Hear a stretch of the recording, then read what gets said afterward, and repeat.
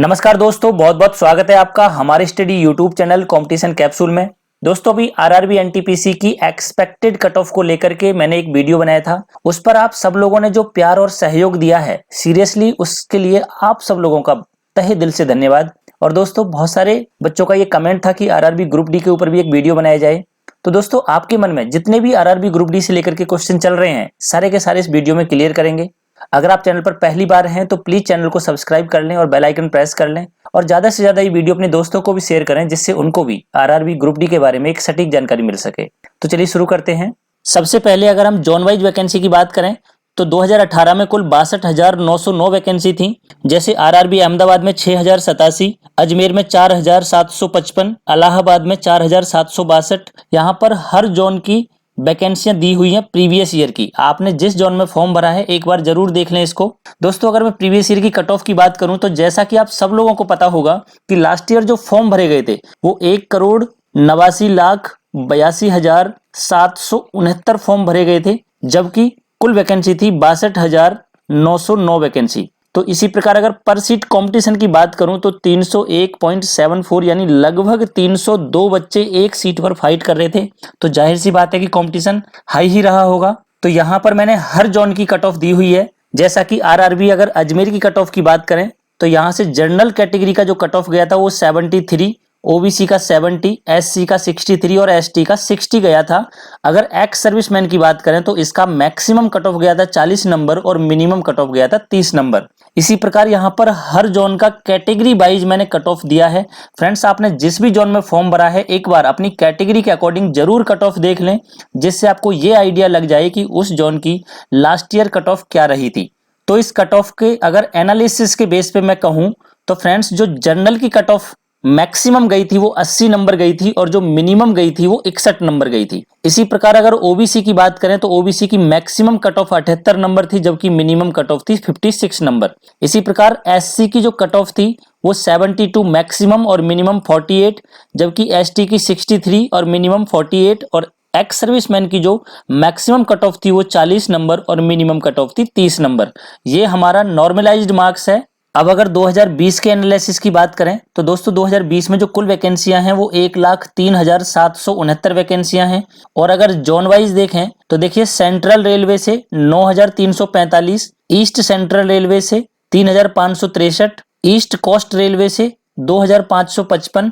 आपको शायद इनके हेडक्वार्टर को लेकर डाउट हो तो मैं जरा आपका एक बार क्लियर कर देता हूं कि जो सेंट्रल रेलवे है ये मुंबई का है, east central Hajipur, east coast railway जो है ये भुवनेश्वर, ईस्टर्न रेलवे जो है ये कोलकाता।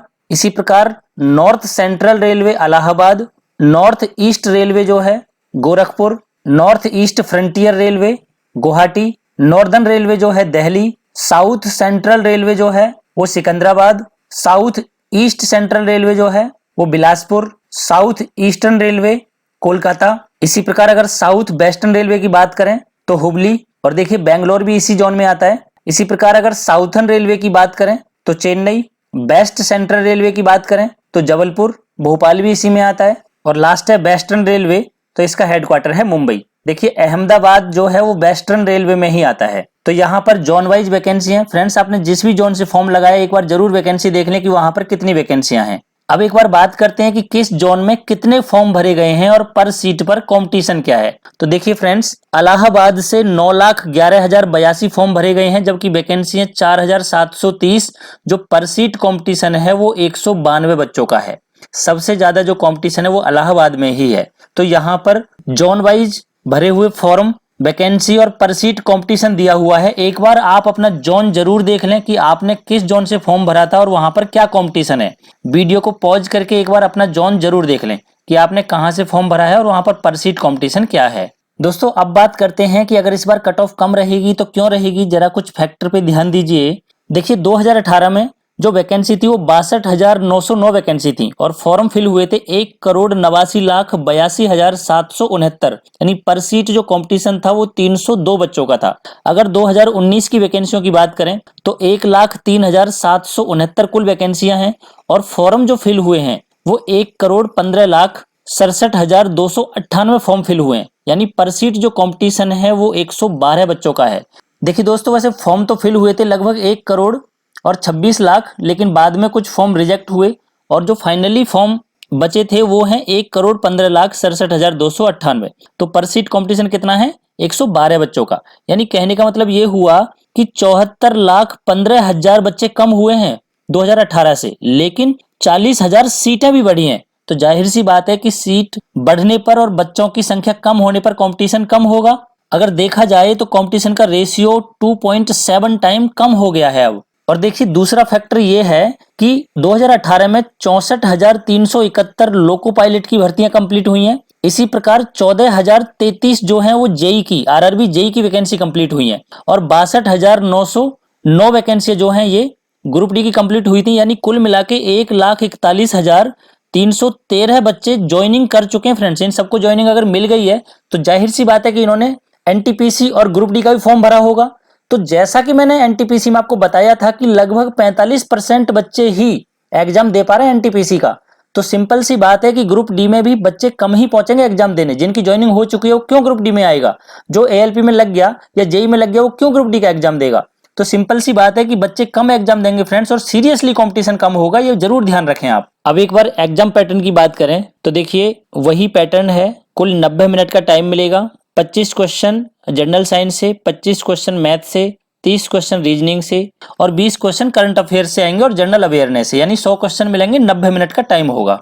देखिए आरआरबी की अनाउंसमेंट के अकॉर्डिंग जो ये एग्जाम है अप्रैल 2021 से शुरू होकर के जून तक लगभग चलेगा, क्योंकि मार्च में एनटीपीसी के एग्जाम खत्म होंगे। और देखिए फ्रेंड्स जो ये टोटल वैकेंसी चल रही हैं, 3 वैकेंसी भर्ती हो रही है, जिसमें आइसोलेटेड वाली वैकेंसी थी 1663 और 35,208 वैकेंसी है किसकी? एनटीपीसी की। और 1,03,769 जो वैकेंसियां हैं वो हैं ग्रुप डी की। तो ये सारे फैक्टर पर हमने बात की। अब एक बार मैं अगर एक्सपेक्टेड कट ऑफ की बात करूं तो देखिए मेनली तो एग्जाम होने के बाद ही पता चलेगी, लेकिन अगर एक्सपेक्टेशंस के अकॉर्डिंग चलें तो आप जो 2018 में कट ऑफ गई थी उससे कम 4 से 5 नंबर हर कैटेगरी में कम कर लीजिए। देखिए रॉ मार्क्स की अगर मैं बात करूं और अगर आप जनरल कैटेगरी में आते हैं तो अगर आपके 66 नंबर से लेकर 69 नंबर तक बनते हैं तो 100% मैं आपको चैलेंज के साथ कहता हूं कि आपका कट ऑफ क्लियर होगा ही होगा। इसी प्रकार अगर आप ईडब्ल्यूएस में हैं तो देखिए फ्रेंड्स ईडब्ल्यूएस आने पर जो जनरल का है और ओबीसी का इनका कंपटीशन थोड़ा बड़ा है, एससी एसटी पर इसका कोई फर्क नहीं पड़ा, लेकिन पर्टिकुलर ईडब्ल्यूएस में कट ऑफ कम जाएगी क्योंकि बच्चों ने कम फॉर्म भरे हैं। तो इसकी कट ऑफ मैक्सिमम 60 से लेकर के 63 तक रहने वाली है। इसी प्रकार अगर ओबीसी की बात करूं तो इसकी 62 से लेकर के 65 तक रहेगी। और अगर एससी की बात करें तो इसकी 56 से लेकर 59। और फ्रेंड्स अगर एसटी की बात करूं तो इसकी 52 से लेकर के 55 के बीच में लगभग कट ऑफ रह सकती है। इसी प्रकार अगर एक्स सर्विसमैन की बात करें तो एक्स सर्विसमैन की इस बार भी कट ऑफ वही रहेगी 42 43 तक।